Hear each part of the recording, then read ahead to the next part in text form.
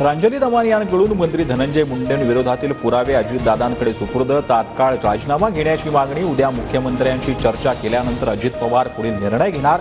दमानियांची प्रतिक्रिया.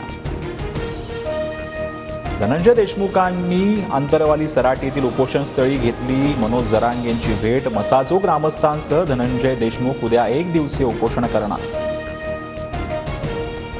बीड पोलीस दल आकांसह आरोपी वाल्मिक कराडच्या मर्जीतल्या 150 ते 200 पोलिसांची यादी गृहमंत्री फडणवीसांना देणार. आमदार सुरेश धसांची माहिती.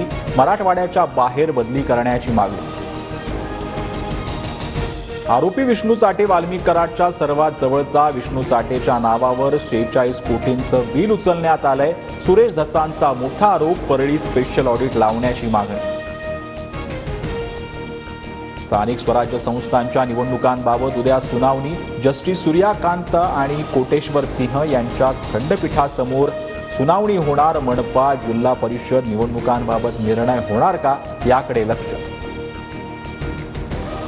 पालघरचे शिंदे गटाचे नेते अशोक ढोडी यांच्या अपहरणाचा गुन्हा दाखल. ड्रोनच्या माध्यमातून अशोक ढोडींचा शोध घेण्याचा प्रयत्न. ढोडी मागील 7 दिवसांपासून बेपत्ता.